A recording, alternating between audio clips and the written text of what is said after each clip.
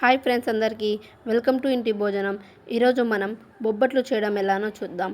బొబ్బట్లు చేయడానికి ముందుగా శనగబెల్లం తీసుకొని వాటిని ఒక గంట బాగా నాననివ్వాలి.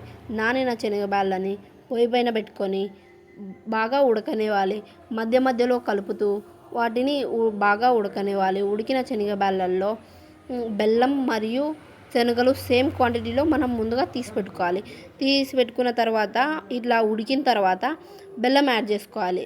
బెల్లం యాడ్ చేసిన తర్వాత బాగా మధ్యలో మిక్స్ చేస్తా వాటిని చల్లగా కానియాలి. చల్లగా అయిన తర్వాత మేము చూపిస్తున్నట్టు గ్రైండ్ చేసుకోండి.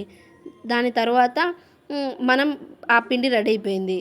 నెక్స్ట్ ఇది తీసుకోవాలి, గోధుమ పిండి లేదా మైదా పిండి లేదా రెండు కలిపి మిక్స్ చేసుకొని మనం ఒక గంట ముందే తీసుకోవాలి. అలా మిక్స్ చేసుకొని మెత్తగా దాంతో ఆయిల్ ఎక్కువ వేసుకొని మిక్స్ చేసుకోండి.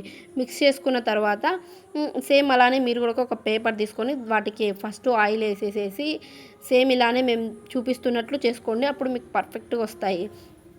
సేమ్ అలానే మొత్తం చేస్తా రండి. తర్వాత ప్యాన్ పైన వేసేసి ఆయిల్ లేదా గీ ఏదైనా వేసుకోండి. నెయ్యి వేసుకున్నా ఆయిల్ వేసుకున్నా కూడా మీకు ఒకటే. నెయ్యి వేసుకుంటే ఇంకా టేస్ట్ ఎక్కువ బాగుంటుంది. సేమ్ మేము వీడియోలో చూపిస్తున్నట్లే ఆయిల్ లేదా గీ వేసి కాంచుకోండి. సేమ్ ఇప్పుడు మేము చూపించిన మెజర్మెంట్స్తోనే ట్రై చేయండి. కాకపోతే బెల్లం మరియు శనగబ్యాళ్ళు సేమ్ క్వాంటిటీలో తీసి పెట్టుకోండి.